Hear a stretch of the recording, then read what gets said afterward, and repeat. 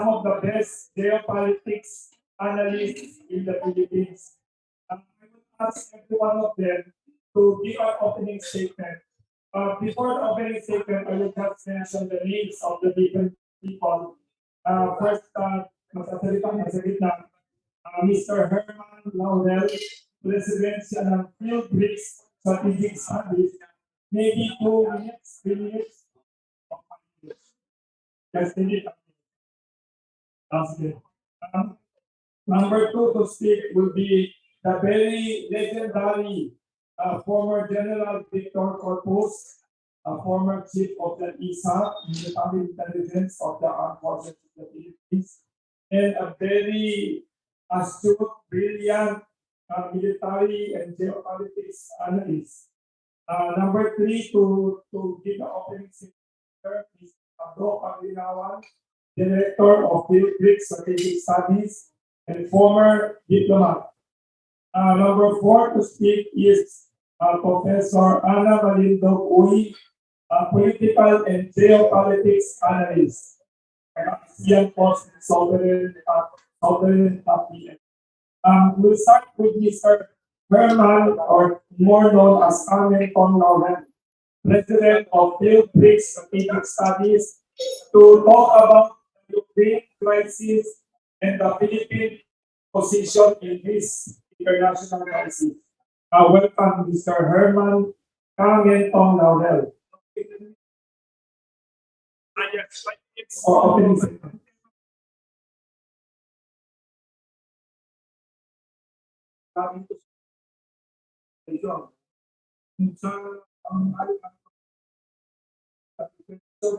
Disaster lessons. Subtitle ko Stop Manufacturing Hate. Okay. In some 22 nations, the Russian military intervention to protect the 2 eastern Ukraine provinces of Luhansk and Donetsk. Target the encirclement of several armies of Western Ukraine, ensconced to the east, capture of several strategic targets, and achieve the quote neutralization unquote and denazification of Ukraine as a whole. Western propaganda said the offensive would fizzle in the first week. Today is already the 22nd day, and Russia is ready to demolish and occupy Kiev if it pushes at the same time. Japan does not have much to learn at all from the collective wisdom. It is as a group of 10 nations together signed the ZOPFAM Treaty, or the Zone of Peace, Freedom, and Neutrality, which is self-explanatory, as well as the Southeast Asian Nuclear Weapons Free Zone Treaty, and hence should not see itself as in a situation of the type of war between 2 superpowers, Russia with Ukraine in between and NATO trending behind.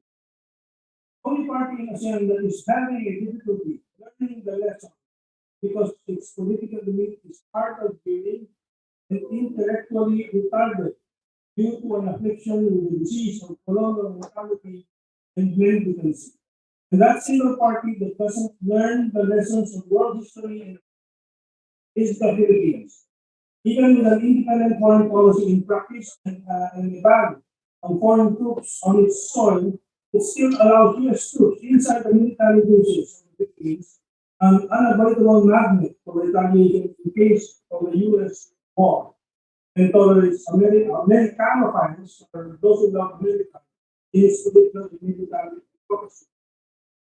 Okay, and I have to time na lang about the implanted Americanophiles, yung mga nakatanim ng mga amboys as they are traditionally known, or the newest name we give it, Americano-Manchurian candidates, or Manchurian for short, they have been for the past many decades doing the bidding of the US in the Philippine government bureaucracy, financial sector, the academy, the media, and the religious institutions. The Philippines have not weeded them out of the position of power, a particular deficiency in the governance of the present dispensation. Secondly, these same numbers in the academia and the boardrooms of Philippine mainstream media as well as in the editorial boards, the prevalence of this infestation is evident. For example, in the news I was assaulted with by in this headline, quote, China was Philippines bullying persists, Lorenzana, unquote. Okay. Okay, mahina pa daw, no? Okay. And so, ito po headline with the classic insertion and accentuation of inflammatory exaggerations designed by the news feeder to build up Recording in long-term progress. hate effect, as we see in Ukraine, of what actually is a normal maritime and diplomatic occurrence. Although significantly waning in the Philippines, the past 2 years, and still to subside in the coming years, this hate effect generated through various means is a key element in the build-up of war scenarios in the U.S. war machine, now more broadly called techno-military-industrial-conventional-academic complex of the United States of America, using proxies such as Ukraine in Eastern Europe and here in Asia, the Philippines. The U.S. funds massively the manufacture of hate, and the U.S. Congress recently approved $500 million additional budget for negative China news coverage and projection. See this. You can check out the news item and many other sources here. Just a small version of the $5 billion the U.S. spent up to 2014 Maidan regime change in Ukraine, and billions more since to prime Ukraine for this war with Russia. The U.S.-Ukraine anti-Russia strategic poking to provoke the bear has elicited a gigantic backlash as the BRICS Plus countries constituting 70% of the world economy has recoiled from the U.S. trigger war and the U.S. cowardice that fights Russia to the last drop of the blood of the Ukrainians. Brazil, India, China, South Africa, and applying countries such as Pakistan, Central Asian states, 27 African countries, Latin American socialist countries, all refused to join the U.S. bandwagon to be used in condemning Russia. Philippine President Duterte has splendidly deconstructed the policy of subservience and mendicancy to the U.S. and steered the country clear of proxying for the U.S. to hate and conflict manufacturing. But that cannot be said of some of his cabinet members, some of whom have regularly countermanded his foreign policy vision of sovereignty and independence. We have seen this twice in just the past 2 months. Locsin contradicting Duterte's neutrality on Ukraine, and Benedict Romandes putting words into Duterte's mouth, quote, operating the Philippines for U.S. use in case Ukraine war spills over to Asia. In other countries, the 2 appointees of the president would be immediately fired. But here they have stayed on for years. Lastly, the Anchurian candidates, we have watched and heard them speak with kind devotion to America's political line. Lenny, Lacson, Isco, and a few others capping up, sounding really like puppies hankering for the dog biscuit, yelping, quote, we will invite US to patrol the West Philippine Sea, unquote. Like Zelensky railing against Russia while crying abandonment by the US to fight alone. Seems that only BGen and the workers' candidates in the lobby are the only ones truly independent candidates, teaching the rest of never again to be proxy to the US. By the way, the news item this morning, Lorenzana, I read a quote and named the person who provided the information. Somebody called Lorenzana, ito ba yung mga sinabi niya na may bullying sa mga sinabi niya, he denied this evangelist and child remain range. So that's my information.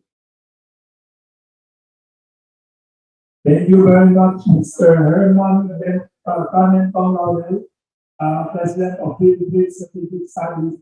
Next, we'd like to invite former General Victor Corpus, a very respected military officer, nationalist, and geopolitics and military security expert, for his opening statement about Ukraine and Philippine position on this issue.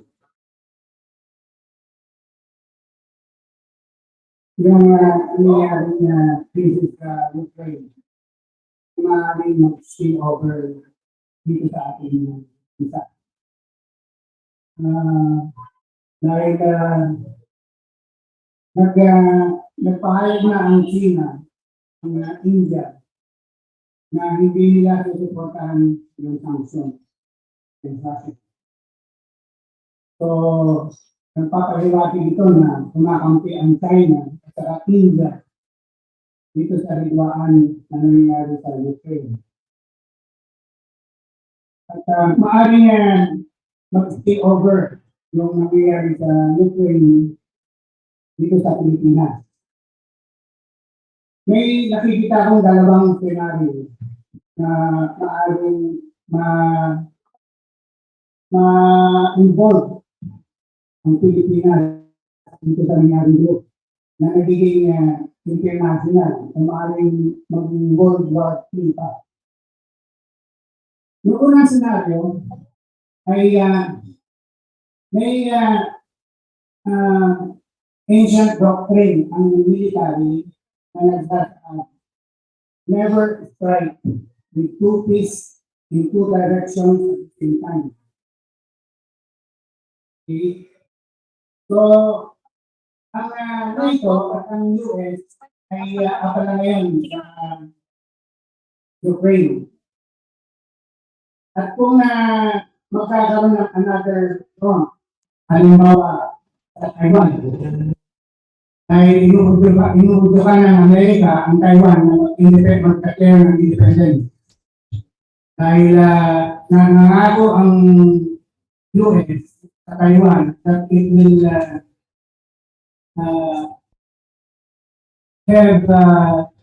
rock solid support from the United States pag nag-declare ng independence. So either mag-declare ng independence ng Taiwan at siguradong lulusuin siya ng China. Or, because of the dahil abala ang US ngayon sa Ukraine, maaaring pwede ng alliance ng US ang alliance ng China at Russia, nakakasama pa din ng India, na mag-open ng another front to force the US and NATO to hit the both fists in two directions at the same time. Na isang no-no ito sa military. So, ano yung halimbawa, ay nag-declare ng independence ng Taiwan o linutog ng China ang Taiwan, paano mai-involve dito ang Pilipinas? Okay. Pag may incident sa Taiwan, siguradong mag-react ang US. Natutulong sa Taiwan laban sa China. At paano tayo mai-involve dyan? Dahil sa ating mutual defense treaty, dahil sa mga BGen forces agreement, dahil sa mga EDCA bases ng US sa Pilipinas. Meron silang 5 bases dito ngayon. Dahil dito sa mga treaty na to, pipilitan tayo na payagan ang mga pwersa ng US na gawing staging area ang mga EDCA bases dito para sa conflict sa Taiwan. Okay. Pag ginagamit natin yung ating mga EDCA bases para sa to attack China or to attack yung mga pwersa na involved sa Taiwan. China may have the reason to wipe out those bases. And China has the capability to wipe out those bases within minutes. In fact, kung mga DF-17 ang gagamitin ng China, those bases will be wiped out in 5 minutes. 5 minutes. Yan ang development sa revolution in military affairs. Ganyan ang tempo ng gera na yun. Hindi na protracted war. War, especially local wars, sa backyard ng China will be ended within minutes. Kaya nasabihin mo na napaligiran ng mga 400 military bases in China. China can wipe out those 400 bases within minutes. And China has the capability to do that. With its DF-15s, DF-21s, DF-26, and DF-17s. Yung DF-17 hypersonic yan. Mga 5 minuto nandito na sa ating sa Pilipinas. Okay. So, yan ang isang senaryo. Yung pangalawang senaryo, nung 2019, ang Amerika ay nag-withdraw unilaterally from the tinatawag na INF Treaty. Ito yung Intermediate Range Nuclear Forces Treaty. Na ito yung mga missiles na ang range ay between 500 kilometers to 5,500 kilometers. Isa sa dahilan kung bakit nag-unilaterally withdrew ang US dyan sa treaty na yan, para makapaglagay siya ng mga nuclear forces, nuclear missiles sa Japan, sa Korea, sa Pilipinas, sa Australia, at sa mga isla sa South China Sea. Or sa yung mga islands, Micronesia, na hawak ng Amerika. So, kung ikaw ang China, walang kinaiba ito sa Cuban Missile Crisis na halos maitulak ang mundo sa Third World War. If you remember what happened in 1962, nung naglagay ang USSR ng mga missiles sa Cuba. So, paano babasahin ng China yung paglalagay ng mga nuclear missiles sa mga EDCA bases sa Pilipinas? Okay? May doktrina ang China that they always seize the operational initiative. Hindi nila aantayin yung kalaban na upakan sila. Sila ang unang uupak. Yan ang operational doctrine ng China. They will never be the first to attack. But if they are attacked, they will surely counterattack. Yung paglalagay ng missile, halimbawa sa EDCA bases, China will consider that as a first strike on the strategic level that will require a counter strike.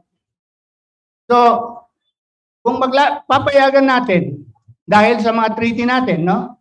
Kung papayagan natin ng Amerika na maglagay ng kanilang mga nuclear forces, yung INF nuclear missiles, sa mga EDCA bases na yan, natitiyak ko na uunahan tayo ng China before those missiles even get operational o ma-deploy. Titirahin yung mga bases na yan ng China with missile swarms. And they will be wiped out within minutes. So yan ang danger na nakikita ko. Kung paano tayo mai-involve kung mapalawak yung nangyayari ngayon sa Ukraine. Magiging global. And kung hindi alam ito ng ating mga liderato, mapapahamak ang Pilipinas. And the conflict can easily turn nuclear and tayo ang magiging battleground. So sana mamulat yung ating mga liderato o yung mga incoming president natin o mga leaders itong coming election, mamulat sila dito sa mga impending danger that the Philippines will face if we are ignorant of what is happening around us. In conclusion, nais kong sabihin na dapat natin pag-aralan yung foreign policy na non-alignment. Katulad ng ina-adapt ngayon ng ASEAN, wala silang kinakampihan. Alam natin ngayon na maaring magbanggaan itong mga superpowers, Russia, China, and India, laban sa US and NATO. And kung makikisaw-saw tayo dyan, para tayong mga langgam na matatapak-tapakan pag yung dalawang elepante ay nagsalpukan. So I'm advocating for non-alignment, for complete neutrality dito sa mga nangyayari ngayon. Huwag tayong makisaw-saw sa mga gera ng mga higante. Thank you.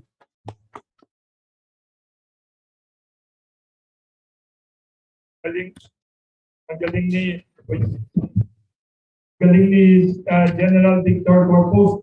Crash course ito on geopolitics and foreign policy. Thank you very much for your very eloquent and thought-provoking opening statement. Ano reaction naman ng dalawang panelists natin in their opening statement to this situation and to the words of General Corpus and Mr. Laurel? Next, we'd like to invite Mr. Ado Paglinawan, Director of Field Brick Strategic Studies, also former Philippine diplomat in the Philippine Embassy in Washington, D.C. before. Mr. Ado Paglinawan. Thank you, Wilson. Okay. Thank you very much, Wilson. With the current events supplied by Kamentong and the prognosis of the situation from the good General Victor Corpus, I would like to further provide information for analytics purposes. Volodymyr Zelensky overestimated Western support. He oversold Ukraine's importance to the West. Clearly, he was being used by the US neoconservatives who are in collusion with Ukraine's neo-Nazis in misreading Vladimir Putin's real intentions. Let us not overload our ego on our geopolitical opportunities. Zelensky called the Ukraine the shield of Europe, having one of the greatest armies in the world. Well, the West just used Ukraine to irritate Putin, hoping that he would engage. Not Ukraine, but the United States and NATO. But when Putin entered Donbas on February 24, Ukraine immediately became expendable as NATO recoiled. After Afghanistan, which was used to bloody Putin's nose, and Georgia, which was armed and its troops trained by NATO. Number two, Joe Biden is a joke. He banned Russian oil, but the US only accounts for 8% of Russia's exports. That, however, made oil prices to spike from $70 per barrel in December to a little over 120 on the first week of March, and with no escalation onwards to the middle of March down to $100.50 per barrel as of yesterday. He set the world up, thinking Europe would follow suit to create a worldwide hunger for oil, but had his backdoor to the United Arab Emirates and the Saudis for increased equivalency in production, increased in supply to maintain the prices low. But Europe did not follow. The US first, because they buy more than half of Russian oil and gas exports. And Biden was surprised when Abu Dhabi and Riyadh were not answering his calls. So went further to bargain with Venezuela to provide cover. The US has oil.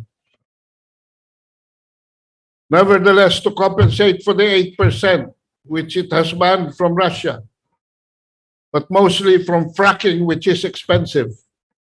Now my wife and my children in the US are complaining about pump prices, much more than the Philippines. So can Biden be trusted? In the light of our mutual defense treaty, this question is very important. Let us go to his 50-year career in policymaking. In 1991, he opposed the war in Iraq. In 2003, he supported the invasion of Iraq. 8 years after, he wobbled his position on Iraq by pushing Barack Obama to withdraw American boots on the ground in Iraq. This led to sectarian violence, more meddling from Iran, and emergence of the ISIS. As president, he said the collapse of the Afghan civilian government was thus inevitable, claiming it to be avoidable. What do we know now? That the Taliban conquered Afghanistan even before the American evacuation. The only perfect statement he has made in his career was done in 1997 when, as senator, he warned accurately that if NATO expands further east, Russia will move away from Europe and closer to China and Asia. The last item I wish to tackle are the 33 biowarfare laboratories that the Russians overran in Ukraine. And I would like to quote Colonel Doug McGregor, former senior advisor to the U.S. Secretary of Defense. Over the past 2 decades, the U.S. has been blocking the establishment of a verification regime to the Biological Weapons Convention and refused to accept the inspection of biological facilities within and outside its borders. The move has further aggravated the concern of the international community. We once again ask the U.S. to provide a full clarification of its biomilitarization activities within and outside its borders and accept multilateral verification. And finally, major lessons learned. Let us define our core national interests once and for all. Mr. Locsin, Mr. Lorenzana, let us define our core national interests and evolve a neutral policy from that vantage point of leading to non-alignment as we are part of ASEAN. Let us stop this Twitter fanfare and seeking YouTube glory just to knee-jerk on facts that are happening on the ground. Our economic recovery should be our urgent, highest priority right now, not war games. Thank you very much. Thank you very much, Mr. Ado Paglinawan, Director, Philippine Strategic Studies. Last but not the least, to give an opening statement, Professor Ana Malindog Uy, Geopolitics and Politics Analyst, columnist of ASEAN Post and sovereign.ph. Ms. Ana Malindong-Uy. Hello, is it clear? Yeah. Okay, my reaction is just quick, and I would like to thank everyone for coming, and also for those people in the Zoom right now. Thank you for attending the forum. So my statement is like this, no? As a response as well to the latest pronouncement of the Philippine ambassador to the United States, Ambassador Jose Manuel Romualdez, saying that, we don't have a choice if we have a mutual defense treaty. So it means that if in any case, according to him, Ukraine-Russia crisis spills over to Asia, then he said that, we'll open up our country, especially military facilities to the United States. Ano ko dyan is ganito. Any persuasion to open the country military facilities to the US, the Philippines practically becomes a US strategic security and defense outpost, and the launching pad of its security and military projections and operations in the Indo-Pacific region. This could drag the Philippines into the fray as a sacrificial lamb, a pawn or a cannon fodder for the US, serving a US military interest, not the interest of the country. Ang tanong ko dito is this what Filipinos want for their country? Have the Philippines not learned from the lessons and experience of its history? The Philippines, take note, was invaded by Japan, not because it had conflict or war or was at war with Japan.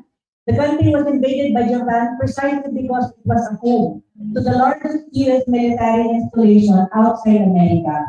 As a nation, Filipinos could learn from their experience during World War II.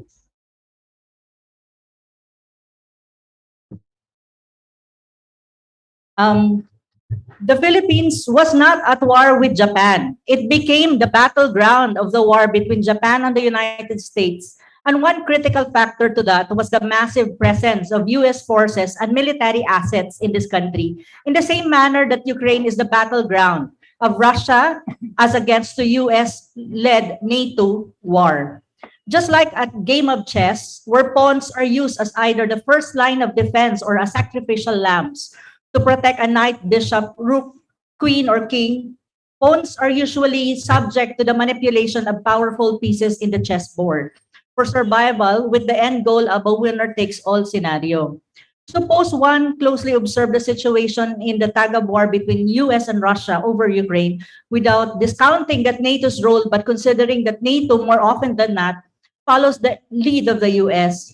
In that case, Ukraine is a pawn in the geopolitical maneuvers of the US because of its strategic geographical location, in the same manner that the Philippines will most likely be a pawn of the US to reassert its hegemonic status in the Indo-Pacific region, which is now under threat by the rise of China as a rival power. Suppose the Philippines and its leaders are not careful enough. In that case, the country might end up as a pawn or proxy in the US chase of containing Russia in the eastern part of Europe and China in the Indo-Pacific region. This scenario will be most likely precarious for the Philippines, which Filipinos don't want to happen to their only beloved country. Hence, I just hope that the Philippines and the Filipino people will learn from history. Regarding the MDT, actually, it is something that needs to be revisited, I think, and reviewed. Or if in any case, it's not serving the interest of this country, probably it's high time for us to abrogate that and any other military, and even with EDCA and the BFA. I think the next administration has to take a look at these agreements and see if it really serves the purpose of this country and if it's really for this country or not. Because most of these agreements are lopsided. So I think the next administration has to pay attention to this agreement with the US. No? Okay. And my conclusion is the Philippines should avoid the fate of Ukraine. The country should refuse and prevent at all costs the possibility of being a proxy or a pawn of any superpower in their proxy wars. It must avoid being used as a pawn by any superpower to encircle another superpower. The best way forward is for the Philippines to stay neutral. In the ongoing Ukraine crisis, the Philippines should avoid being in the front line of any military confrontation and competition consequential to the power struggle of the superpowers, which is not to the advantage and not in line with the country's core national interests. At the same time, the Philippines should advocate and call for Russia and Ukraine to go back to the negotiating table, de-escalate conflict, and strive for a political settlement agreeable to both parties without external interference. Furthermore, it is high time that the Philippines must take a hold of its fate and destiny as a country, rather than relying on other countries for its development, progress, and even security or survival amid geopolitical tensions affecting the Indo-Pacific region and the world at large. The country can relate with other countries and the entire international community based on mutual trust, confidence, and equal footing. It must stand not subservient to the will and caprices of any superpower or any country for that matter. It is high time that the Philippines craft its own path and course of action advantageous to itself with dignity and a sense of pride as Filipinos. That's the way forward. So what we're saying here is neutrality.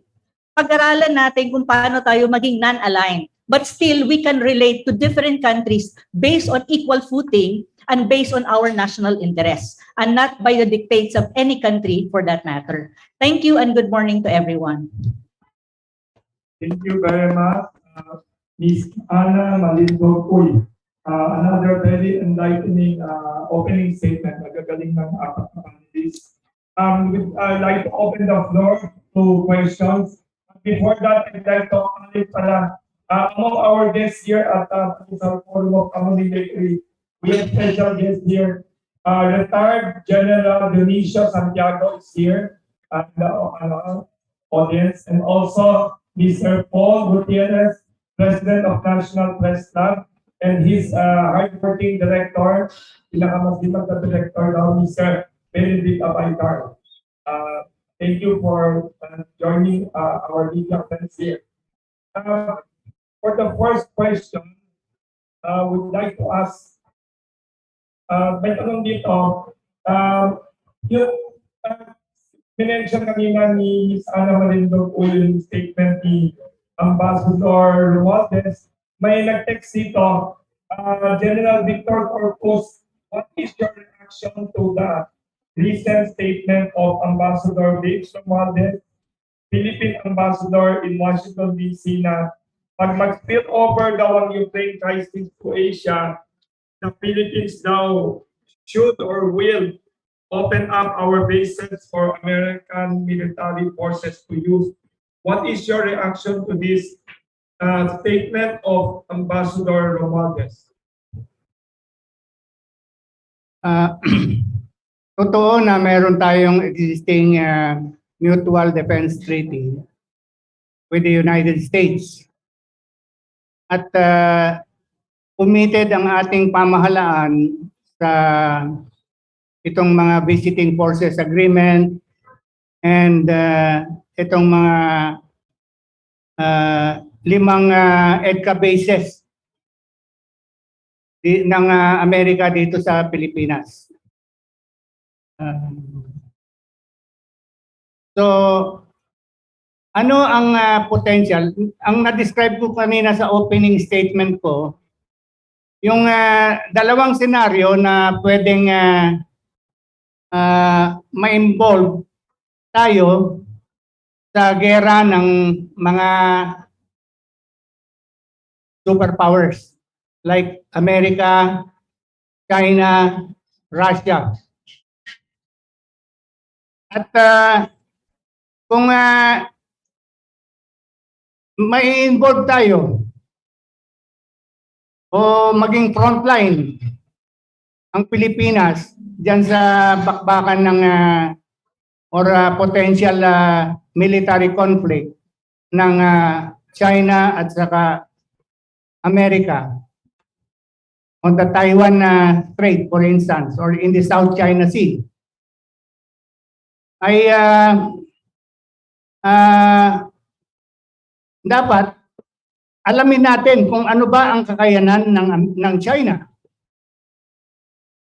Kung hahayaan natin na ipagamit itong mga base militar, yung 5 EDCA bases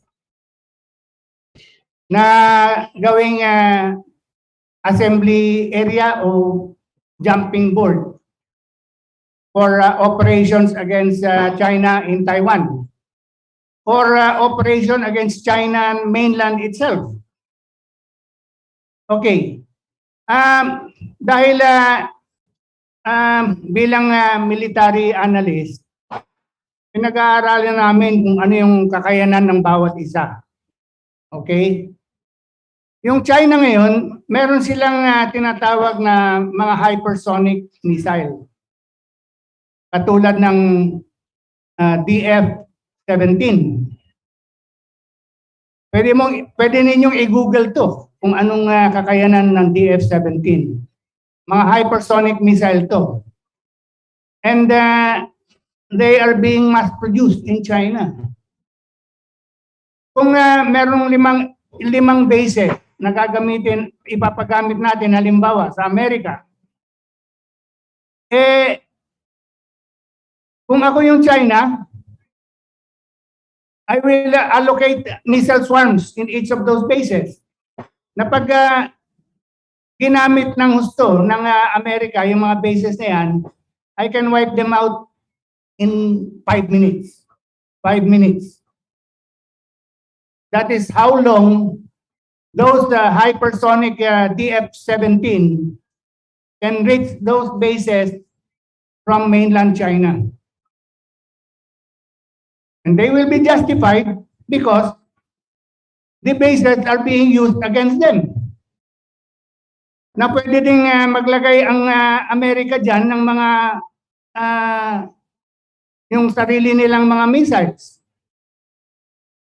Pero because of the advancement in yung tinatawag na C4ISR, yung surveillance systems based on satellites, on drones, on manned aircraft,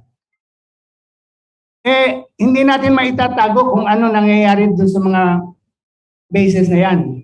Oras na nakita ng China na pinapayagan natin ng Amerika na maglagay ng mga nuclear missiles dyan, siguradong uunahan tayo at uupusin yung mga bases na yan. At baka madamay pa yung mga siyudad na malapit sa mga base na yan. Because remember, the conflict between these superpowers can easily turn nuclear. And we will be on ground zero kung hindi natin pag-aaralan mabuti, ano iba yung consequences nitong pinasukan natin mga mutual defense treaty na yan. Ngayon, kung ahayaan lang natin na mangyayari ang dapat mangyari, we will be the battleground. We will be in the front line of the coming conflict o maaring World War III. Thank you very much, General Victor Corpus, for your very interesting answer. May tanong dito. Acknowledge mo na. Ang magtatanong ngayon, si Miss Margot Gonzalez ng SMNI, Sunshine Media Network International. Welcome, Miss Margot Gonzalez. Ano po dito, kasi tinawag ni President Joe Biden na isang war criminal na itong si Russian President Vladimir Putin. And ang natin is this is unacceptable and unforgivable given na yung Amerika daw po yung nakapag-produce ng mga libong-libong bomba na nakakasay ng libong-libong katao sa buong mundo. Ano po yung ako? Anong comment ninyong apat? Miss Ana Malindog, uwi muna, and the others. Okay. Ang comment ko dyan is, ibalik ang tanong kay Biden. Bakit? Ano bang tingin niya sa US? Di ba ang US ang maraming atrocities na ginawa? And you cannot even count within your 10 fingers kung ano yung mga atrocities na yon. Carpet bombing in Iraq, Libya, And even yung backyard nila, no, South America, ang dami lang atrocities, even here in this country. The Second World War, anong ginawa nila sa Pilipinas, sa Manila? Carpet bombing ang ginawa nila. Nasira ang buong Metro Manila, at especially dyan sa may part ng Intramuros, precisely because of their action. So I think before he even calls Vladimir Putin as a war criminal, probably he should have a self-reflection of what his country have done to so many countries at all. Afghanistan is a classic example. Hanggang ngayon, yung mga countries na yan, hindi pa makarecover. 20, 50 years, I don't even think. And right now, even if you look at anong country yun, na hinuhold nila yung pera, Afghanistan, I think, no? Oh, tama, Afghanistan, I think, no? Sinasabi nila, yung pera ng Afghanistan, ibabalik nila, pero as a form of relief, donation, parang ganon, sa mga Afghan people. When in fact, it's the money of Afghan people. So ang ano niya, no, ang clever ng parang iniikot niya yung minds ng mga tao at ng mga tao dito sa mundo. So yun nga ang tanong ko, before siya mag-comment against Vladimir Putin, I'm not for Vladimir Putin, no, but what I'm saying is, tignan niya muna yung sarili niya kasi baka in the mirror, if you look at the mirror, nire-reflect niya ang kanilang bansa doon sa kanyang accusation against Vladimir Putin. Kasi kung titignan mo yung record ng Russia at titignan mo yung record ng US when it comes to atrocities across the world, I think US is the best in terms of these things, no? I'm sorry, but that is the truth, no? Thank you very much. Magko-comment naman next si Mr. Herman Laurel, President ng BRICS Strategic Studies, na I think expert dito kasi ang BRICS, one of the leading countries of BRICS is Russia, and the Philippines is a friend of that. Mr. Laurel. Yeah, I'm focusing today on the role of media and in English, the manufacture of hate as a predicate, yung inuuna yan para magtungo sa gera ang isang sitwasyon. So kung baga sa Tagalog, I think the best term for it, ang pagtatanim ng puot o galit, away, pagtatanim ng away. And in the case of Ukraine, it took them 20 years, in fact 30 years if you go back to history, yung historical context. But tumindi yan noong 2014, kanilang ni regime change, depose. And in the Philippines, you can say that that was happened to Marcos in 1986. Pero bago po napatanggal nila ang si Marcos, isang dekada ng paninira, pag-demonize kay Marcos, and then they do including the assassination of Ninoy Aquino, and then they do the regime change. Ganyan din po diyan sa Ukraine situation. Importante po na maintindihan ng ating bayan yung constant na pagtatanim ng galit sa China as a prelude to a war they will create using Taiwan, probably just use a few elements there to declare independence, mapipilitan by legal operation ang China to attack Taiwan, yung independence declaration. So, anong ibig sabihin nito? Ang ekonomiya talaga ng mundo na nakasalalay po sa war industry ang Estados Unidos. Hindi po ganyan ng Russia, hindi ganyan ng China and the other superpowers because they are not making profit from these industries. It is only the United States. Today in Ukraine, kadi-deliver lang ng 800 million war material from US to Ukraine. Germany is now being compelled to order more warplanes from America. So, tubo yan ng Amerika. And tayo ba, magpapagamit tayo para sa tubo ng Raytheon, Lockheed, and so on, RAND Corporation. At yan ang hindi po pinapaliwanag din sa ating bayan ng mga malalaking media.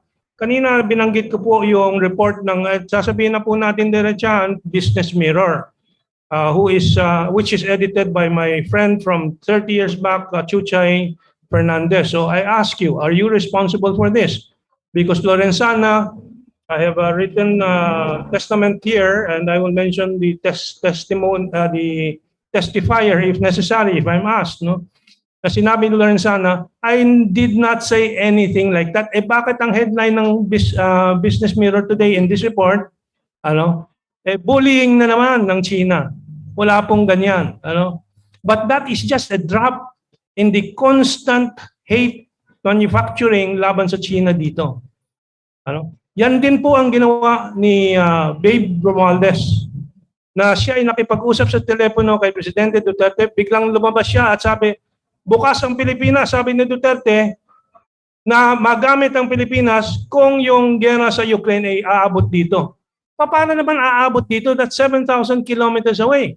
Anong kagaguhan ng ambassador natin sa Washington? Pero schedule yan. Every 3 months, mapapansin nyo, may lalabas, kahit wala, gagawa sila. Tulad ngayon, nung warship violation daw ng China dito sa Sulu Sea and tuloy sa Cuyo Island and so on. Wala silang ibang issue. Because I will tell you, in February, middle of February, the American aircraft carrier was spotted passing in between, I think, Bicol and Mindoro. Nakunan ng retrato ng isang photographer doon sa Mindoro. May imik ba ang Armed Forces of the Philippines or Navy? Wala. Kasi hindi naman target ng hate campaign ng Amerika ang Amerika mismo. Pero pag China, kahit na anong maliit, gagawing malaking issue. Because that is part of the decades-long hate campaign. Mabuti naman sa Pilipinas, humuhupa na po ito dahil maraming nakikita naman na magandang nangyayari sa pagitan ng Pilipinas sa China. So, for me, I would, this is a very broad issue, but I will focus on that as my other colleagues focus on other aspects of this. Kaado? Thank you very much. May additional na comment si Professor Ana Malindog Uy sa tanong ni Ms. Margo Gonzalez. Dagdag lang. Very quick lang na dagdag. Actually, I would want to say na calling Russian President Vladimir Putin as a war criminal, ang US has no moral ascendancy to even say that. And it is very hypocritical for the US to even say that because of what I've said earlier. Yun lang. Thank you very much to all your comments. Follow up lang sa tanong ni Ms. Yes, Mr. Kaado, paglinawan, may sagot kay Ms. Margo Gonzalez. Ang sagot ko dito ay hindi nalalayo. Tumingin na lamang tayo sa ating kasaysayan. Sa Budaho, in 1906, 1,000 men, women, and children at a ratio of 1 American death to 70 Filipinos, Filipino Moros, massacred. Hindi ko na bibigay ang detalye sa palanggiga. Didiretso na ako sa reliability ng American forces. Recently, I was revisiting the Second World War. Well, malapit na Abril, araw ng Kagitingan. Alam niyo ba, ang USAFE, about 100,000 strong, inabangan ang mga Hapon sa Manila Bay, sa bunganga ng Manila Bay, sa kaliwa, Bataan, sa kanan, Corregidor. Samantalang nagdesisyon na si Douglas MacArthur na hindi niya susundan ng Plan Orange. Kung hindi, we will meet hand-to-hand, if possible, combat sa beachheads. Saan naglanding ang Hapon? Lingayen Gulf. Ilan ang Hapon? Nagdala ni Masauro Homa. 45. Bumaba ng 45,000. Bumaba ng Highway 1 na ngayon ay MacArthur Highway. Nasarhan ang USAP forces sa kaliwa at na-isolate sila sa kanan, food basket of the Philippines. Bumababa pa lang ang mga Hapon, nagkakadagutom na ang USAP dahil hindi makatawid ang pagkain mula sa Bulacan, Pampanga, Nueva Ecija, etc. papunta sa Bataan. Sumuko ang USAFE sa 45,000, less than half of its strength. Okay, assume na natin na malakas ang bombardment ng Air Force. Pero, nung sumuko sila, alam nyo na pag-alaman ko, sineselebrate natin ng Death March. Pero ano ba ang choice ng mga Hapon? Kakaunti lang sila. Ang binabantayan nila, ang dami. Yung mga truck nila, nagdi-deliver pa ng mga tao, armaments sa ibang parte ng Pilipinas. Kaya walang oras bumalik sa Bataan para sunduin ang mga Pilipino at Amerikano na naipit doon. So walang choice. Hindi nila pwedeng pakanin doon. Maglalakad na lang hanggang sa kung saan nandun ang kapas ngayon. Ang pangalawang batch, karamihan, korehidor. At ito na-research ko. Dahil tinulungan ko si Hampton Sides na isulat yung libro niya, The Ghost Soldiers.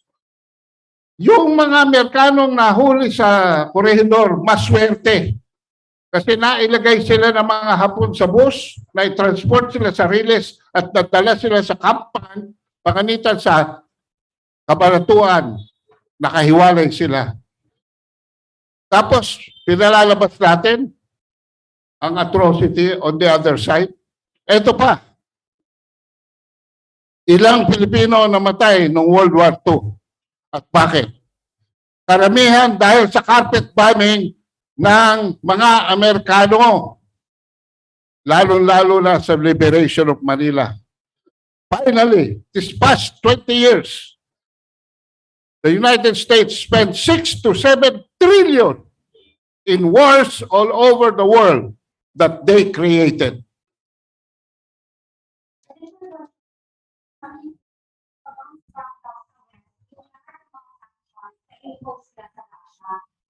Ano po, ibig sabihin mo kami, is it correct na hindi lang yung Russia yung affected dahil ng mga Philippine posts?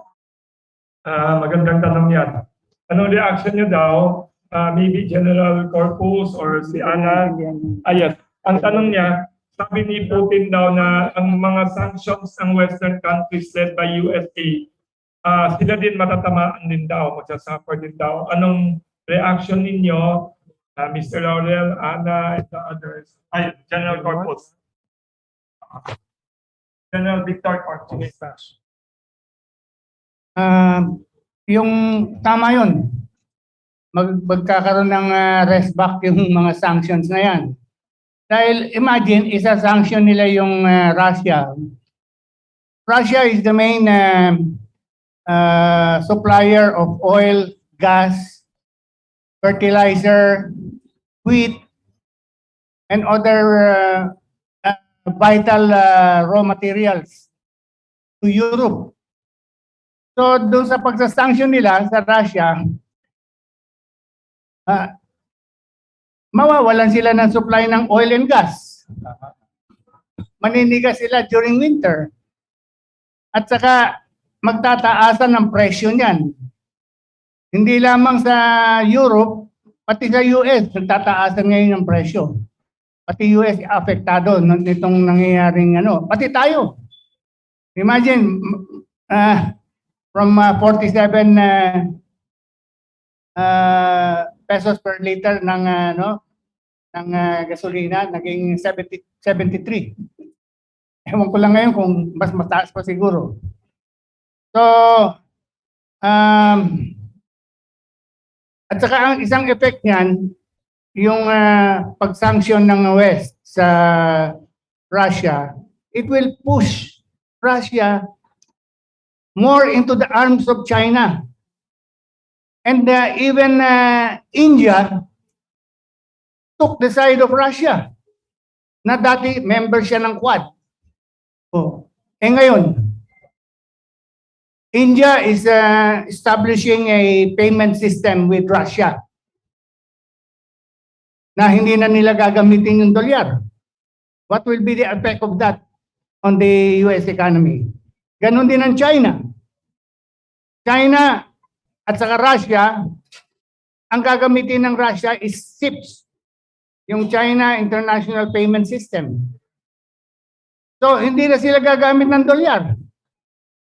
Palagay ko, ang pinakamalaking resback nitong mga sanctions na ito will be the final downfall of the dollar. Yan ang pinakagrabe. Dahil pagka yung Russia, China, India, even Saudi Arabia is arranging payment of their oil with China in terms of yuan, hindi na dolyar. You can just imagine the impact of that na palagi ko ito yung magiging pinakamalaking repercussion nitong nangyari na mga sanctions. It will force Russia, China, India, Saudi Arabia, Iran, and the whole of the countries below that are involved in the Belt and Road Initiative. I think there are 120 of them. Oh, 150. Oh, mas marami pa pala. And then the whole of yung Shanghai Cooperation Organization, the BRICS, lahat yan will move away from the dollar. And the eventual outcome of that will be the dollar being abandoned as the reserve currency of the world. At mawawala ng value ang dollar dahil hindi naman siya backup ng gold. Russia has already moved to back up its rubles with gold. Ganon din ang China na aside from being backed up by blockchain, it is also backed up by gold. So, ang eventual result yan, magiging walang halaga. Magiging toilet paper and dollar. And the impact of that will be the collapse of the US economy itself. Yan talaga ang kinatatakot ng US sa pagka-decline ng US at pag-rise ng China. Eventually, it is the number one economy in the world that eventually becomes the reserve currency of the world. Diyan talaga takot ang Amerika, kaya gusto niyang to stop the rise of China. Okay. Thank you very much. Galing ng mga sagot ng panelists natin, President General Victor Corpus. And thank you for that question from SMNI. It's not sudden. May tanong pa dito. Maganda yung mga sinabi ninyo. So, based on yung mga analysis ninyo, so tama pala ginawa ni President Duterte na ni-normalize ang relationship ng Pilipinas and Russia during the past 6 years. Ang tanong dito, may dalawang journalist ang text sa akin, marami na sa Zoom kasi. Sabi nila, what do you hope for Philippine-Russia relations moving forward? Anong hope ninyo o anong suggestion ninyo sa Philippine-Russia relations, economic, trade, defense cooperation, technology, even energy kasi may sinabi ata kanina si General Corpus ng almusal, General Corpus of somebody, this is the best time to buy good oil from Russia. Baka pwede i-lock in mo ang purchase mo ng presyo, baka maka-discount ka ng 10-20 year supply ng oil na sure na mura na ginagawa ng China, di ba yun nagkikipag-agreement na 10-20 year na assured gas of supply. Ano sa tingin ninyo, suggestion ninyo on Philippine-Russia relations based on all your analysis? Thank Okay. you.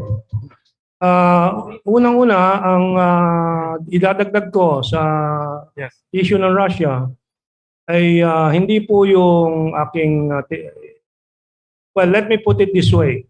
I salute Vladimir Putin for finally putting a stop to the unipolar world expansion attempted by the United States. No? Tama ang desisyon niya at may sakripisyo para sa Russian people. and they were willing to take it to protect their independence. At sinabi yan ni Russian Foreign Minister Lavrov nung tinanong siya, hindi ba kayo mapipinsala economically? Sabi niya, yes, but it's worth it for the independence of Russia. Ano? So talagang hero po si Putin. Of course, he has to manage the suffering of his people, but he is opening up a new horizon for the world. At siya din po ang bayani para sa Asia because bakit? No? Dahil po pinipigilan niya ang Estados Unidos doon sa Eastern Europe nang hindi po magsabog ng lagim dito naman sa Asia, nakasama po sa estratehiya po ng Estados Unidos. So we are being saved by Vladimir Putin and the courageous Russian people. Ang popularity rating po ni Putin, contrary to what the Americans are saying, is now at 70%, a very, very high 70%. And kung aalalahanin natin ang history o kasaysayan, remember Napoleon was defeated when he tried to conquer Russia. Hitler was defeated again when he tried to enter Russia. And there is no doubt the United States will finally collapse because of what they have been pushing here in Ukraine against Russia. Number two, I'm thanking President Putin because he is liberating the major other countries of the world. Halimbawa, ang India. Ang India po, masama na ang loob talaga sa Estados Unidos ngayon. Bakit?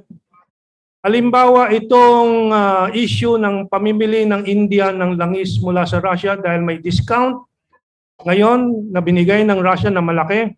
At pangalawa, tinatanggap ng Russia ang rupees, yung pera ng India na bilang kabayaran doon sa langis na binibenta, 3 million barrels as of today na binenta ng Russia sa India.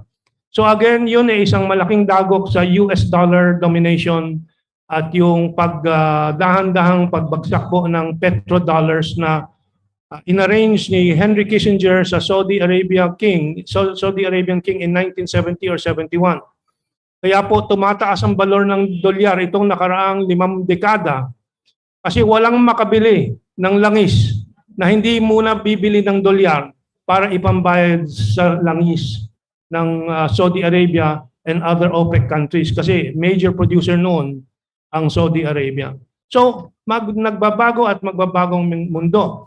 Now, galit na galit ang India sa kasalukuyan. Makikita po ninyo sa Indian news, no, kung i-monitor po ninyo. Dahil isa-sanction daw ng Estados Unidos ang India dahil bumili ng langis galing sa Russia. Ang sabi naman ng Russia, bakit kami isa-sanction mo? Samantalang ang Europa continues to buy 40% of its natural gas and 30% of its oil from Russia na wala kayong imik. Ano? Kasi dahil ba sila puti rin? Yes, sa totoo lang. May racist core. Itong mga ginagawa ng anong tawag nila ngayon? Anglosphere. Yung mundo ng Anglo-Saxons. No? That is the German English race. Yan ang hindi po nakikita ng maraming Pilipino. White supremacists sa core po niyan, meron yan. Itong nakaraang 2 buwan lang, 3 Pilipinas sa Estados Unidos. Ang isa tinulak sa hagdan, isa tinulak doon sa riles ng tren, sa subway, at yung isa hindi ko matandaan. Marami pang humahanga dito sa puti na mga Amerikano. Kawawa naman tayo, di ba? So, salamat kay Putin at sa Russia. Nanindigan sila. Kawawa si Zelensky because gago siya. Kung siya ay totoong hero na pinapalabas ng American media ngayon, siya ay nanindigan. At sinabi, we will not join NATO. We will not join EU, pero pwede din sa EU. Pero NATO ang bawal na bawal sa Russia. Bakit wala siyang katatagan ng loob na sabihin yan, kung masasagip niya ang 3 milyong refugees galing sa Ukraine ngayon na nakakalat ngayon sa Poland, Romania, Hungary, and so on. Wala po, komedyante lang po yan. Pero maraming naniniwala dito din sa mga kaibigan sa Manila na hero si Zelensky. Mga gago kayo. Eh sana wag mangyari sa Pilipinas sa mga kagaguhan na ginagawa ng mga yan at kabobohan ng ilang mga kababayan natin at kawalang hiyaan ng mga American boys tulad ni Locsin. Diretsahan tayo. Eh nahaharap ako kay Locsin, putang ina niya. Ano yung mga ginagawa? Sorry. Hindi, talagang, well, mabuti na po ngayon, karamihan ng Pilipino na bumulat na. Pero they could have fed us to the lion in the past 10 years. Almost. Pasensya na, baka magmula na naman ako. Thank you very much, Mr. Lawrence, for the heated passion and eloquent ideas. We are here. Miss Ana Malindog-Uy, to add to the comments. Mag-add ako dun sa sagot ako. Future of Philippine-Russia relations that you foresee. Yes. Or you hope. We hope, no? We hope. Okay. I think the first thing that we have to think about is yung Pilipinas. Ano ba talaga ang ating foreign policy? I would suggest, no, if I may suggest, that we should pursue a complete neutrality and then pursue the so-called independent foreign policy ng current administration ni Pangulong Duterte. And as the basic framework, no, in terms of how you craft the foreign policy of the country in the next administration. Kasi pag sinabi yung independent foreign policy, may detalye yan. Pero at least yun yung basic framework mo. So that's one, I think. So if you have that kind of framework, what will happen? It means that our relation with China, we have to pursue that. Kasi if we are smart, no, if we are smart people, you look at China. China is a rising power. And China is our neighbor. Right now, China is the economic superpower of the world. Now, you have good relation with China. It means it's good for us, economically speaking. As of the moment, China is the largest trading partner of ASEAN and even of the Philippines. And on another note as well, China is investing in the country. It's one of our biggest investors, not only in the Philippines, but even in other Asian countries and even in ASEAN region. So to have good relation with China, despite what we call differences. I don't even call it conflict in the South China Sea. I call it differences precisely because we have different conception kasi sa South China Sea. Ang claim ng China is territorial sovereignty. Sa atin naman, we base on UNCLOS, yung tinatawag yung sovereign rights. So sometimes we have different perception. So it's a difference in perception and definition of terms, I think, no? And take note, in the South China Sea, it's not only us and China that we have differences. There are other claimant states as well that we need to deal with them, not only with China. So let's not focus our attention too much on just two countries in the South China Sea. On another, so yun, at the same time, we have to forget na saan ka ba pupunta, diba? Kung wise kang tao, sino ba ang ano mo? May question pala dito in relation to your statement. Baka you'd like to comment now. Sige. Sinabi niyo about the differences. May nagtanong dito from Singapore, a businessman.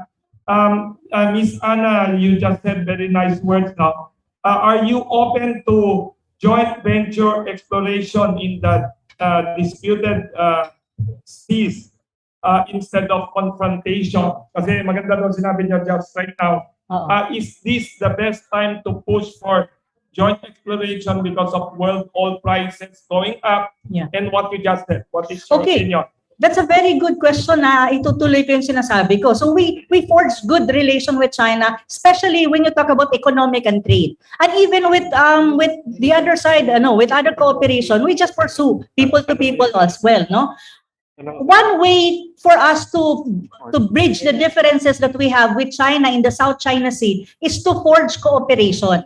No, ganito yan. May multilateral level ka being in the ASEAN level. At the same time, may bilateral relation tayo with China. But one thing that's very important for us to gain more confidence and trust between the two countries is to forge cooperation. I am in favor dun sa joint gas exploration in the South China Sea. Why? Hindi lang tayo magbe-benefit economically. Wala na ang malampaya, no? paubos na yan. We need to diversify and look for sources of energy. At hindi lang yung sa energy at yung revenue, no? It's much more the communication. The more two people, the more the two country communicate, the more na makaklarify mo ang mga issues na hindi nyo pinagkakaunawaan. Kasi ganito yan, the more kayong nag-uusap, kahit saan pa man yan, the more na-establish ang relationship nyo. The more na nag-deeper ang trust at confidence ng bawat isa.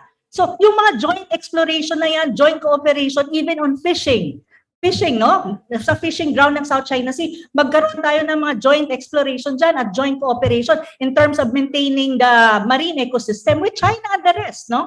Kasi yan, magpa-facilitate yan ng more understanding and trust between each other. So I think that's very important and I am for it, no? Kasi pinag-uusapan naman yan eh. On the other hand, with regard naman to Russia, I think we should not compromise our relationship with Russia just because of the Ukraine crisis. In the very first place, we're not party to the conflict.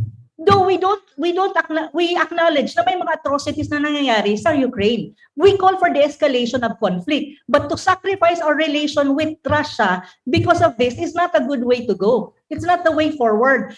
Kaya alam nyo ba na ngayon lang sa Duterte administration nagkaroon ng magandang relasyon ang Pilipinas at Russia. We have to promote that. Kasi marami din tayong magbe-benefit dyan. Tourism. It's one. Russian tourists, they like going outside of the country nila. Oh, ngayon probably hindi, no? Kasi may conflict. Pero paano 5 years from now? O 10 years from now? And then of oil. Alam niyo ba yung Russian ambassador came here 6 years ago? Sabi niya at that time, Thailand daw receives 1 million Russian tourists a year at the time. Pilipinas, 10,000 lang daw. Oh, you see? Mayaman pag gumastos yung mga 1 Mayaman million. kasi marami akong Russian friends din nung nag-aaral ako sa Europe. Tama kayo. Oo. Tapos, pangalawa pa, Russian oil. Russian oil. We can actually negotiate right now, no? So, tend to buy 10%, 20% of Russian natural gas, oil and natin. Why not, diba? May discount pa yan. Probably, pwede tayong magbayad in peso. Why not, diba? So that's another advantage to us. So those are things that we need to look at. I think we need to consider. And I think the next administration has to be very careful in making a stand and making pronouncement. Kasi ngayon, patapos na ang administration ni Pangulong Duterte, roughly 3 months to go. So kulang na ang time ni Pangulo to even make a stand on these issues as well. No? Thank you very much. Thank you. We have a few more minutes. But there are many questions pa dito. We'd like to request naman ngayon short answers lang to this is a question from a Taiwanese journalist, Miss Angie Chen of Central News Agency. She is asking, do you think the U.S. will honor the Mutual Defense Treaty if the Philippines has a conflict with China, considering the current war in Ukraine? This is the question of Miss Angie Chen of Central. Yes, do you think the U.S. will come to the defense of the Philippines in case there's a conflict with China, considering the current war in Ukraine? I would like to add that based on all the news that I read, the U.S. refuses to send troops there and even pulled out their diplomats even before the war. Is it correct? No-fly zone. Yes, and will not agree to a no-fly zone up to now. The president of Ukraine yesterday appealed to Congress directly, and I think they are still refusing. No, I think. What do you think, Tao? Well, let me approach it this way. Do we really need the Mutual Defense Treaty? Yeah, about Taiwan. Will the U.S. really defend Taiwan? Will the U.S. really defend Taiwan? Not Taiwan, wala din pa. Philippines, South Africa. The Philippines, yes. Yes. Philippines. Well, I will quote the former Secretary of State, Hillary Clinton, on this issue. We do not respond, quote unquote, to hypothetical questions. In other words, we will never know the answer to this from the American viewpoint unless nandyan na yung mga gera. And if that happens, I will quote former President Marcos speaking before the National Press Club of Washington, D.C. Why? Because the constitutional processes as per the words of the treaty must be followed. That means, sabi ni President Marcos, you will be discussing the fate of the Philippines here in your Congress, the House, and the Senate, while we are already dying over there. So, even if the Mutual Defense Treaty is in force, I feel it's unenforceable. Besides, if I may get some insights from the late Ambassador Albert Encomienda, the Mutual Defense Treaty was really put in place in anticipation of the erection of a Southeast Asian Treaty Organization. In other words, the counterpart of NATO here in Southeast Asia. Now they are reviving this idea, and to which I say, if it was not workable then during the Cold War, it will be ridiculous to even think of it in the present time. So, I think the next administration should really review the Mutual Defense Treaty. Weigh it against the economic aspects and the historical aspects of the matter, and not just dependence on American protection.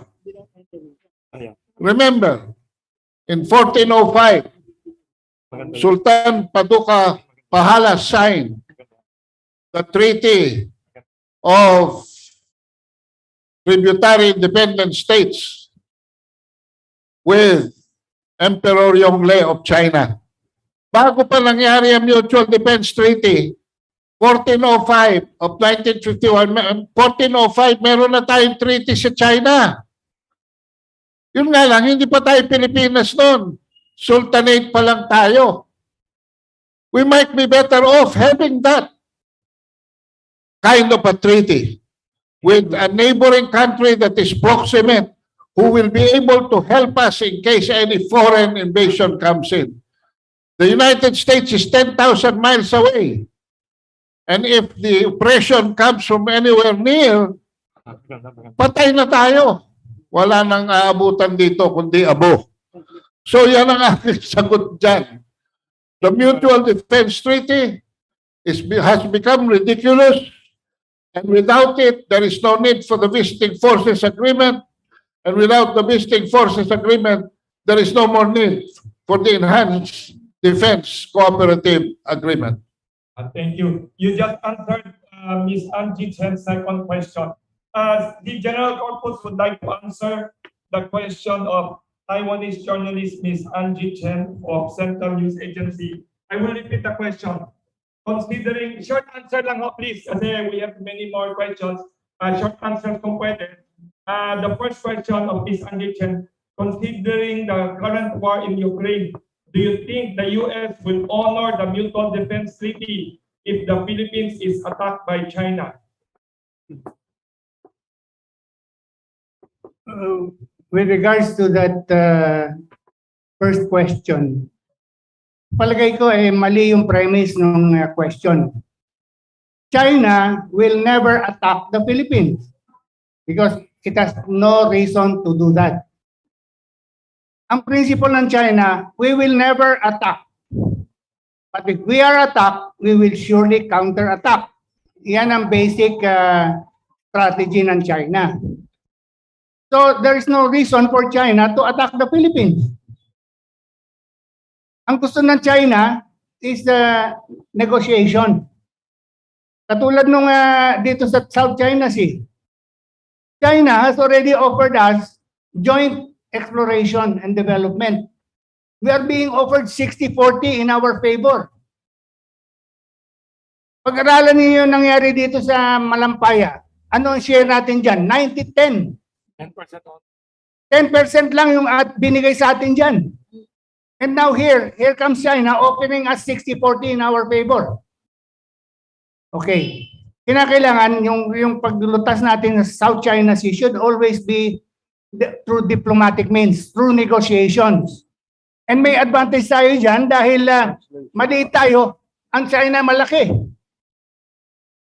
Mahihiya ang China na lalabas sa bully siya pagka 60-40 in his favor. Di ba? So, ang binigay sa atin 60-40. Okay. Number 2 question Number for General Victor Corpus from Ms. Angie Chen of Central News Agency. What are the best strategies for the Philippines regarding the Visiting Forces Agreement, the Mutual Defense Treaty, and the EDCA Treaty to prevent involvement of the Philippines in a possible war, maybe with the US and China? If possible conflict of US and China, how do we avoid being how do we not get dragged into it daw? Kasi we have BFA and Yeah. BGen and EDCA. Palagay ko ang pinakamagandang policy. Englishin mo kasi. Oh, Yes. Taiwanese pala ito, no? Yes, Hindi makakaintindi ng Tagalog. Yes, English. Okay. I think that the best policy for the Philippines to adopt is to adopt the position of ASEAN. Non-alignment, complete neutrality. Kasi kung makikisaw-saw tayo, halimbawa itong BFA or itong mga EDCA bases na yan, pag pinayagan natin na mag-deploy ang Amerika dyan ng mga missile, yan ang dahilan kung bakit sila umalis dun sa INF Treaty in 2019 para makapagligay sila ng so that they can put up missiles in those EDCA bases. If we allow that, we will become target. China will not allow those missiles to be deployed or become operational. Uunahan tayo ng China. That is their doctrine. Always seize the initiative tactically and operationally. Pag naglagay pinayagan natin na maglagay ng missile ang US, if we allow the United States to put up their missiles, strategic missiles, nuclear missiles, yung tinatawag na intermediate range nuclear forces in our soil, that is no different from the Cuban Missile Crisis. Yes, 1962. China will seize the initiative and will destroy those missile bases before they become operational. I guarantee that. Because that is in their doctrine. The seizure of the initiative. They will not wait for those missiles to rain on Beijing and Shanghai, which can be within 5 minutes. Nandun na sa Beijing at Shanghai, those yung mga missile na yan. So before they become operational, we will be target because of those bases, because of those treaties that we have signed. So for the incoming leaders that after this election, they should study the implications of our mutual defense treaty with the United States, those EDCA bases and those visiting forces agreement. Anong magiging implications yan? Will they defend the country or will they expose the country to a nuclear holocaust? Are they paying Yan rental? ang imposition. May rental ba sila? Wala. Wala rental. Just to add, no, kay I agree totally with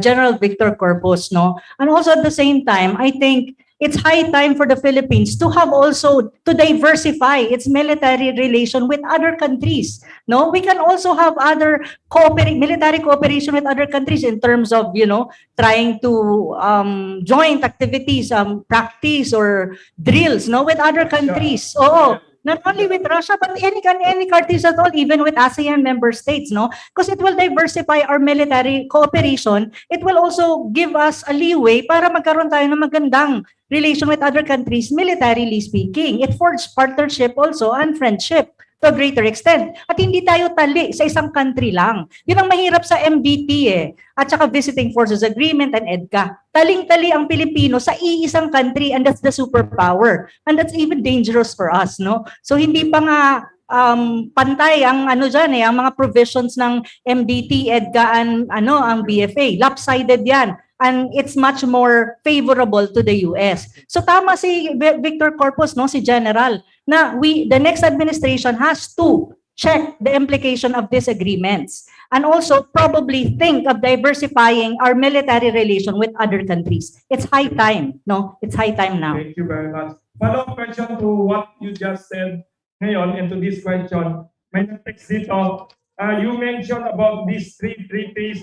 Ang nagtanong dito sa nag-text siya, this MDT, EDCA, and BFA daw sound like colonial era treaties and Cold War era treaties. And this journalist is asking, can the Philippines become like Finland, Switzerland of Europe, and the Thailand of Asia? Because even during World War II, when the Japanese ran over the whole of Asia, even during that time, Thailand was able to preserve its independence. Even during the colonial era in all these European countries, they were very smart. Daw ang Thailand, they were able to balance it. And Finland, which is like Ukraine now, na very long border with Russia, smartly never applied to be part of NATO and doing business with Russia and the West. What is your position? Can we become like that now, based on what you just said? I think that is the best policy to adopt. A policy of neutrality. Ang Finland pala at saka Sweden, Yes. they just meron silang bagong mga leaders ngayon. Yeah. They just announced that they will be joining NATO. That is a very big mistake on their part, because they will be targeted. Kasi pag nag-join ka ng NATO at siguradong maglalagay ng mga nuclear forces diyan, hindi papayag ang Russia. Because you cannot deploy nuclear forces in China, in Russian doorstep. Uunahin sila. Ang Finland and Sweden will suffer the same fate as Ukraine if they allow themselves to become stooge of superpower rivalry. There's a question here, follow up to mas marami kayong lang. Somebody texted here na in the Western media, they are depicting NATO as defender of democracy, not they are good daw. But somebody said NATO was NATO really involved in bombing Yugoslavia and whatever? Yes. Your opinion. Ang problema diyan, yung NATO and the whole Western world is controlled by the World Economic Forum under closed swap. Kaya nag-declare ng NATO membership ang Finland at saka ang Sweden ay dahil yung kanilang mga bagong leaders member ng World Economic Forum at nagte-training under swap training. Closed swap. Etong si closed swap, ang control nila lahat ng media, Western media, kontrolado nila. Kaya lahat ng maririnig mo sa Western media yung linya ng World Economic Forum. Yung mga naghahari sa ating mundo. Itong mga katulad ng mga pamilya ng mga Rothschild, mga Rockefeller, Schwab. Kaya yung media hawak nila. So lahat ng mga sabihin ng mga manggagaling sa Western media batay doon sa linya ng World Economic Forum. Pati yung mga leaders, we should adopt complete neutrality. So that is your recommendation for the next administration? Yes. Just like to add definition ng anong NATO. Yes, short lang. Short. This is from Jack Matlock. Jack Matlock was the ambassador of the US to Soviet Russia in 1990 when the Soviet Union collapsed. Ang sabi niya, NATO, and there are others who also have used this, NATO is there to keep Germany down kasi Germany in the Second and First World War were the major players, and Germany today is the top economy of Europe, Western Europe. To keep Germany down to keep Russia out and to keep the United States in. In other words, dominante pa rin ang Amerika habang nandyan ang NATO. NATO is the instrument of America to keep control of the European Union. Now, this NATO expansion to the east is a move by the United States, not by the European Union. And kanina, General, you were trying to remember the name of the one who warned against it, si William Burns, William Burns. the CIA chief today of Biden in 2009 and even before and after, he said the NATO expansion to the borders of Russia is dangerous and will provoke Russia. Kissinger said the same thing, many others said the same thing, but it kept on pushing. One important term na matandaan ng mga kasama, Putin several times sa kanyang mga talumpati at addressed to the West and to the US and NATO, this is an existential issue for Russia. Ano existential? It is the life and death of Russia. He keeps repeating that. Nobody quotes it again. I'm quoting it again. Existential issue. There is no question of justice here, etc. It's a question of, an existential question of survival yan. Kaya everything is justified from the perspective of Russia today. Thank you very much. May tanong dito from Ms. Margot Gonzalez of SMNI. Last few questions. Yeah. Short answers kung pwede kasi may mga tanong tayo. Thank you.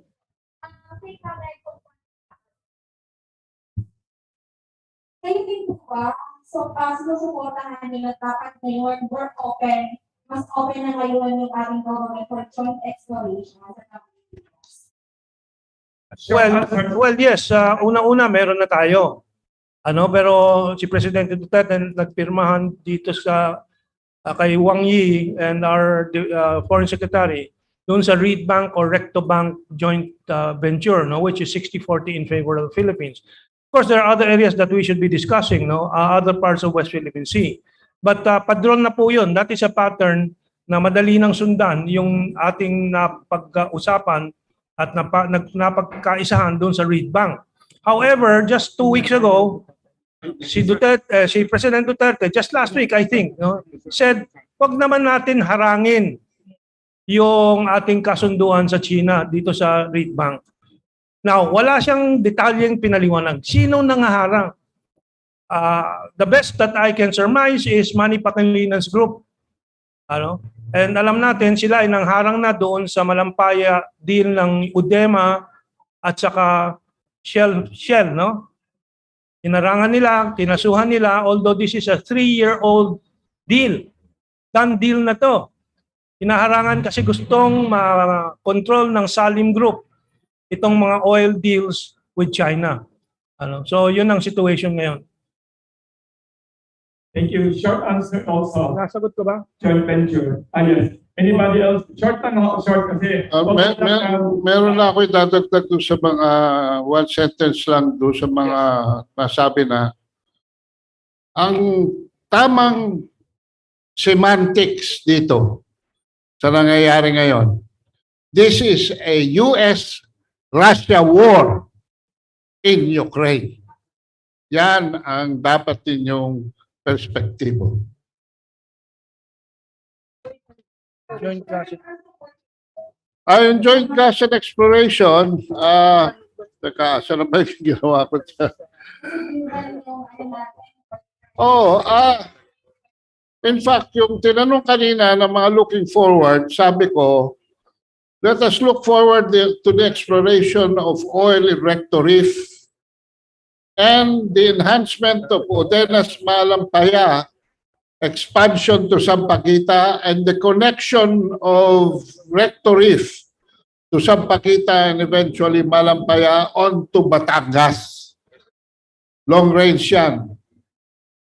I would like also to see a better preparedness on the part of our energy government officials who obviously does not have a strategic policy, plan, and program of action since July 1, 2016.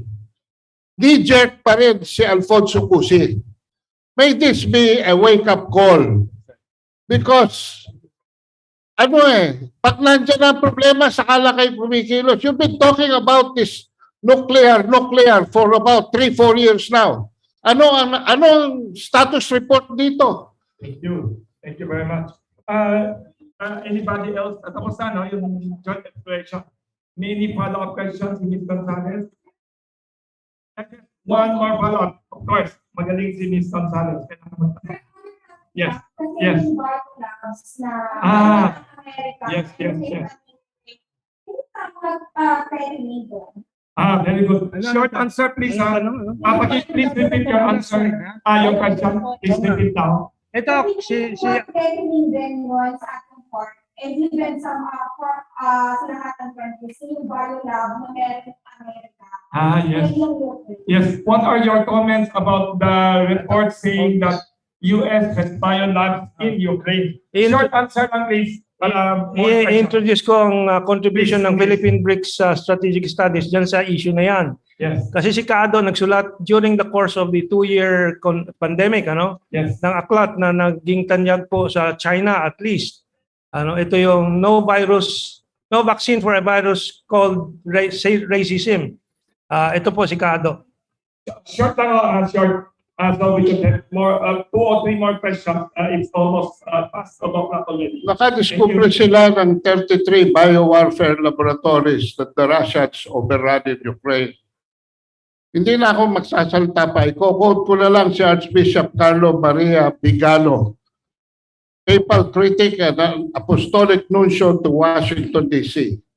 He released this letter manifesto last March 7 in 10,000 words saying, the United States of America and the European states must not marginalize Russia, but build an alliance with it, not only to restart trade for the prosperity of all, but in lieu of the reconstruction of a Christian civilization.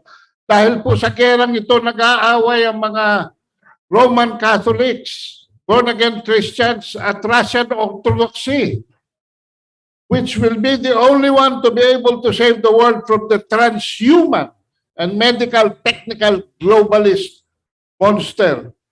Bigano adopted Russian President Vladimir Putin's justification for attacking Ukraine, and the Papal Nuncio highlighted on the subject of American interests in Ukraine, it is worth mentioning the virological laboratories located in Ukraine, which are under the control of the Pentagon, and where it seems that only U.S. specialists with diplomatic immunity are employed directly under the Department of Defense, the DOD. We should remember, one sentence na lang, the complaint made by Putin regarding the collection of genomic data about the population, which can be used for bacteriological weapons with genetic selection. Nag-accumulate na po sila ng technology at ang kanilang pinag-iinitan ay Russian DNA. Ano ibig sabihin yan? That they are planning a genocide against the Russian people.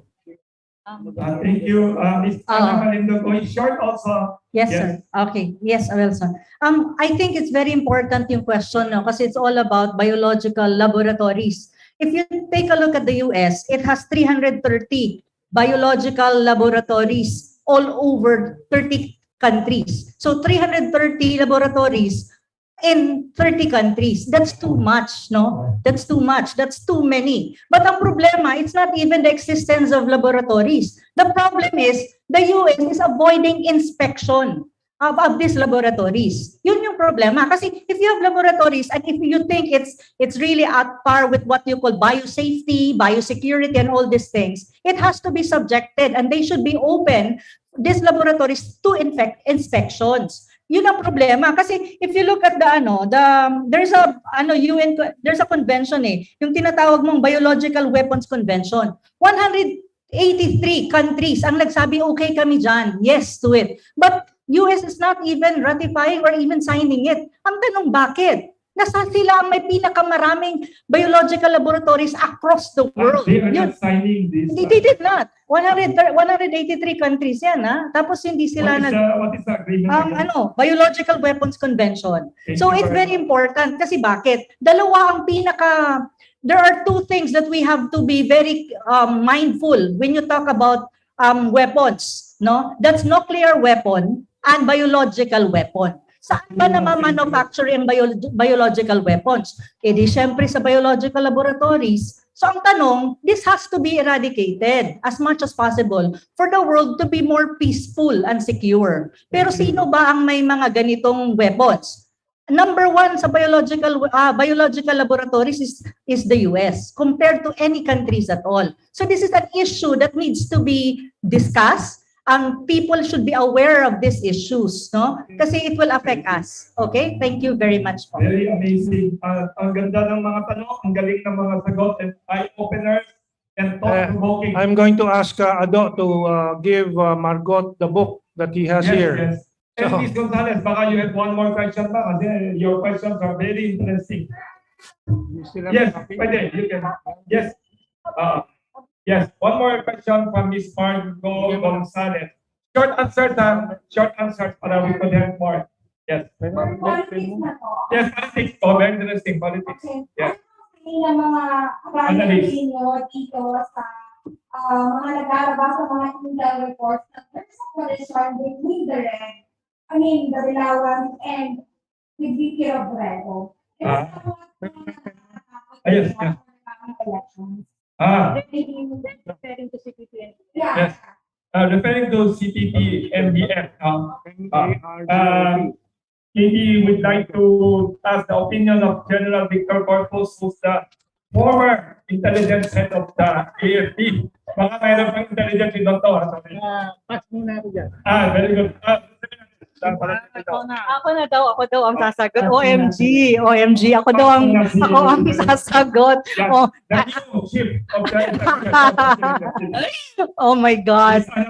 Nasa ako, no? Nasa spotlight ako dito kasi politika to. Anyways, sa akin ganito lang kasimple yan. If VP Robredo, as a presidential aspirant, to put a stop on this issue, I think the best way forward for VP Robredo is to denounce. That's the only way. You denounce it. How would you denounce CPP, NPA, and DF? Kasi kung hindi mo i-denounce, yung usapin na to, babalik at babalik sa kanya. At iyon ay kukutkutin siya sa issue na to. Pero ang tanong kasi, hindi nangyayari yung denouncement. Walang denounce eh, 'di ba? So ang punto ko diyan in a very political sense, no? If you want to put a stop to this, you denounce. Simple. Then that issue will die down. That's how simple it is. But ang tanong, is it something that Robredo would do? That's the big question, I think. Yun ang sagot ko diyan. You, alam mo, mas makakagising na kape mga tanong ni Ms. Gonzalez. Okay na. Do you have one more question? Okay na. There's a question here related to geopolitics also. Short answer lang kung pwede. This is from another journalist, foreign journalist. Sabi niya, in the past few weeks, the West kept on mentioning sanctions against Russia, sanctions against its allies.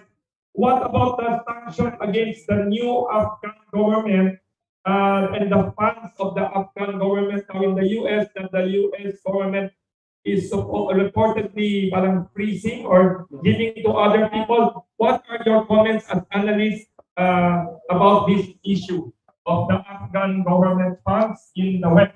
Yeah, since it's already past 12, this is very short. Sure.